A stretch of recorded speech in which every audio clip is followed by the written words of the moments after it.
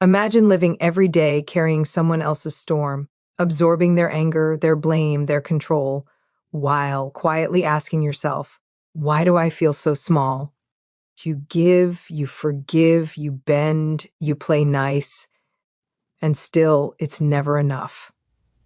But what if I told you that everything changes the moment an empath stops playing nice? That the very power the narcissist thought they had over you disappears, leaving them powerless and leaving you free.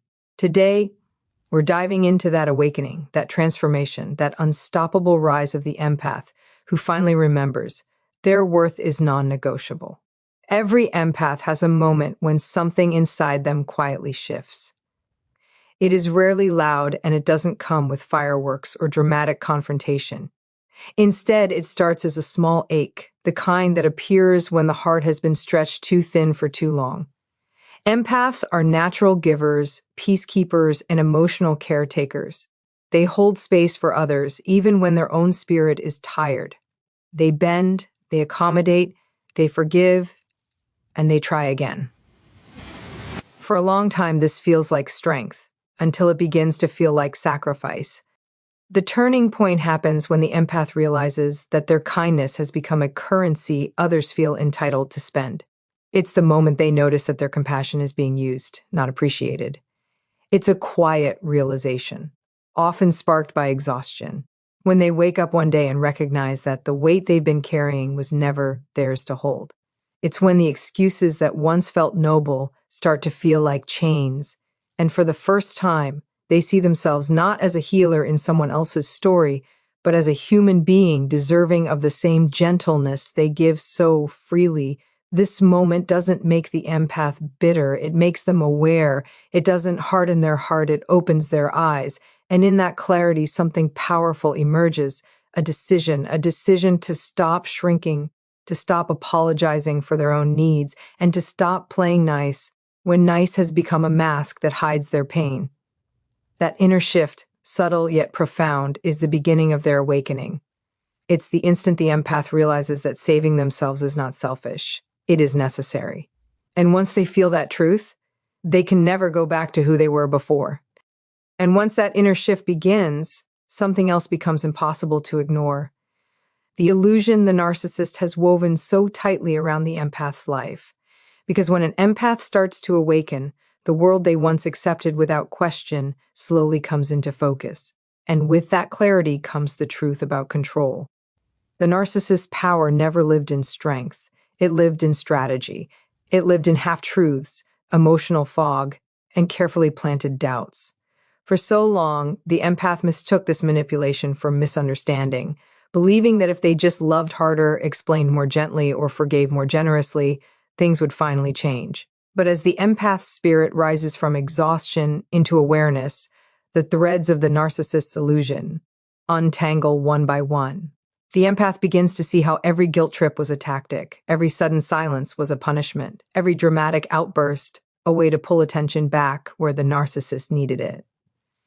They notice how their kindness was studied like a map, how their empathy was used like a tool, and how their fear of hurting others became the very lock on their emotional cage.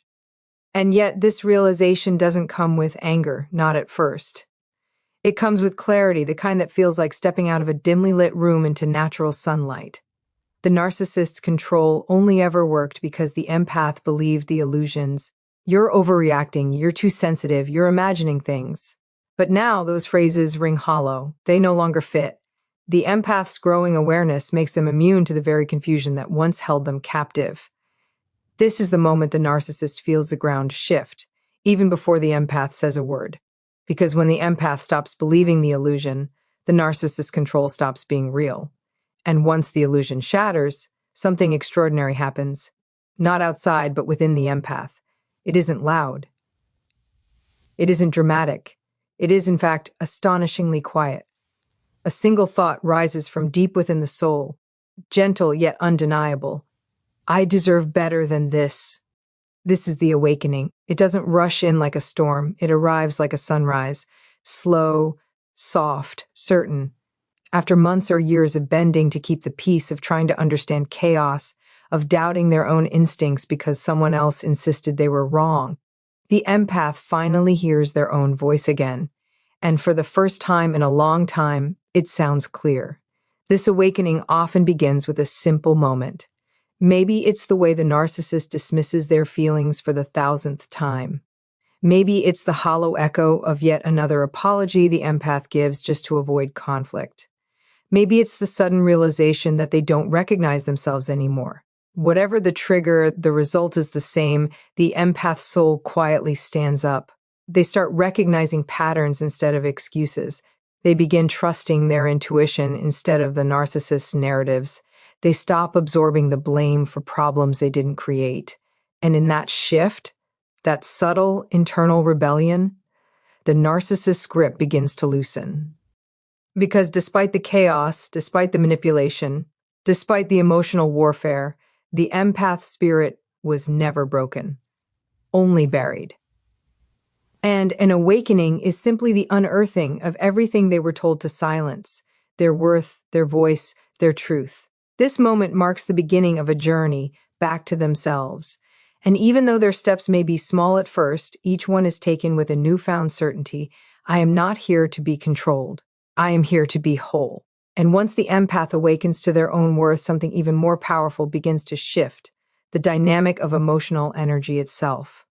What once felt like a battlefield, full of confusion, guilt, and invisible wounds, starts to look different when seen through the eyes of someone who has finally remembered their strength.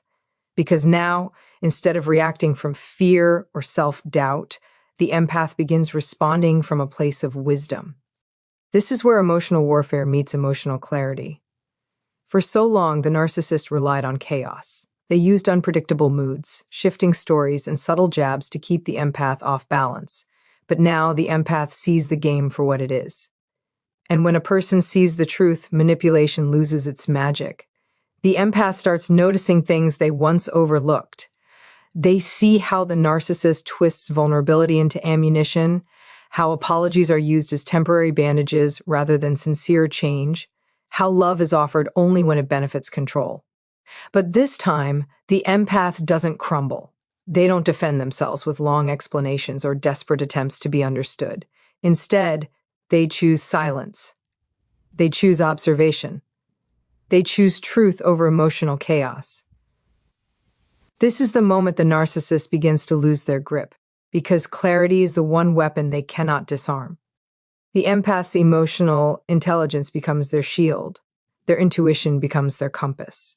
Their ability to understand emotions, once exploited, now becomes the very force that protects them. They stop giving automatic empathy to destructive behavior. They stop absorbing pain that isn't theirs. And most importantly, they stop participating in emotional games designed to keep them small. The empath doesn't become colder, they become sharper. They don't become distant, they become discerning. And in this new clarity, the narcissist's tactics, once powerful, fall flat. Because you cannot control someone who finally sees the truth, and you cannot manipulate someone who has learned to trust their own soul. And as that clarity deepens, something even more transformative emerges. Boundaries, not the shaky, hesitant ones the empath tried to set in the past, only to be pushed, dismissed, or manipulated out of. No, this time the boundaries come from a place of self-respect, not fear, from a place of truth, not guilt. Happens quietly at first. The empath stops explaining every feeling. They stop justifying their intuition. They stop overgiving to prove their worth. With each small act of self-honoring, they begin to build something they never had the space or permission to create before, a boundary. And a boundary for an empath who has lived in a world of emotional chaos is a revolution. It's like finally placing a dam in a river that has flooded for years. The water doesn't stop instantly, but its force is redirected, controlled, understood. The empath realizes they are allowed to protect their energy, their peace, their spirit. They realize that no is not an attack, it is a declaration. They realize that stepping back is not abandonment, it is survival. And each boundary reveals something the narcissist hoped they'd never notice, that the empath has far more power than they ever knew. Because boundaries expose truth. They reveal who respects you and who only wants access to you. They amplify sincerity and silence manipulation. They show the narcissist that the rules of engagement have changed. And this time, the empath is no longer participating in the emotional tug of war. The narcissist feels this shift before the empath even speaks it aloud. They sense the distance, the strength, the new emotional armor that empathy has forged into wisdom. And for the first time, the narcissist realizes something unsettling. The empath is no longer playing the role that made control possible. And once an empath learns to protect their soul, the world around them must adjust, even those who once thrived on crossing every line they never thought would be drawn. And when those boundaries rise, calm, firm, and undeniable, something shifts in the narcissist more dramatically than in anyone else. Because the very moment the empath stops offering endless emotional supply, the narcissist feels the ground beneath them tremble. Their control never depended on strength, it depended on access. Access to the empath's heart, their guilt, their compassion, their willingness to bend. Remove that access, and the narcissist is left standing before a closed door they never imagined the empath would have the courage to lock. This is the narcissist's deepest fear, losing the source that fed their ego, their power, their narrative. At first, they don't panic outwardly. They test the boundaries, gently pushing here, subtly provoking there, trying to find the cracks they once slipped through with ease. But the empath has changed. Their no is no longer emotional, it's factual. Their silence is no longer submission, it's strength. Their detachment is not coldness, it's healing. And that terrifies the narcissist. Because without the empath's emotional energy to draw from, without the ready forgiveness, the soft explanations, the willingness to absorb, blame, the narcissist begins to unravel. Their tactics lose potency. Their guilt trips sound rehearsed. Their gaslighting fails to penetrate. The charm that once worked like magic now feels hollow against the empath's new clarity. The narcissist realizes they are losing control not because the empath is fighting back, but because the empath has stopped engaging altogether. And nothing weakens manipulation more than lack of participation. The empath is no longer an emotional well to drink from. They are a mirror, reflecting back every truth the narcissist tried to bury. And for the narcissist, this loss of influence is not just uncomfortable, it is devastating. Because when the empath withdraws their energy, the narcissist is forced to face something they spent a lifetime avoiding, themselves. And it's in that uncomfortable silence where the narcissist scrambles for control and finds nothing to hold on to, that the empath undergoes their most profound transformation, a transformation the narcissist never expected, because they always believed the empath's softness was weakness, their forgiveness was naivety, and their love was something that could be endlessly mined. But the empath was never weak. They were simply unaware of their own strength. Now, with boundaries in place and the narcissist's influence fading, the empath begins to evolve into a version of themselves they hadn't met in years, maybe ever. This transformation isn't about becoming harsh or building emotional walls so high that no one can reach them. It's about becoming conscious. The empath learns that protecting their heart doesn't require becoming cold. It requires becoming clear. They realize that they can still feel deeply without losing themselves in the process. Their compassion doesn't disappear, it becomes intentional. Their love doesn't shrink, it becomes discerning. Their kindness doesn't fade, it becomes self-respecting. And in this transformation, they finally understand something. Life-changing, empathy is not meant to be self-sacrifice. They begin reclaiming their time, their peace, their joy. They stop apologizing for having needs. They stop dimming their light to soothe someone else's insecurity. They start showing up for themselves with the same dedication they once gave to everyone else. And the more they do this, the more they rise. Calmer, wiser, stronger. The empath becomes grounded in truth, no longer swayed by emotional storms or manipulation. They don't retaliate, they no longer need to. Their growth itself is the victory. Their healing is the closure. Their evolution is the final silent declaration that they will never again abandon themselves to keep someone else comfortable. And this shift into self-alignment is what truly breaks the narcissist's power forever. And as the empath steps into this new version of themselves, clear-eyed, grounded, and no longer available for emotional exploitation, they realize something even more powerful. Their journey was never just about breaking free from the narcissist. It was about finding their way back to who they were before the manipulation, before the self-doubt, before the slow erosion of their identity. Because when you've spent years bending to keep someone else calm, you often forget the shape of your own soul. Now, in the quiet space the empath has reclaimed, they begin to rediscover the parts of themselves that were pushed into the background. The dreams they once set aside, the opinions they once softened, the boundaries they never learned to assert. It's like waking up in a home you lived in your whole life but never truly explored, suddenly noticing the colors, the textures, the light that was always there, but constantly overshadowed by someone else's storm.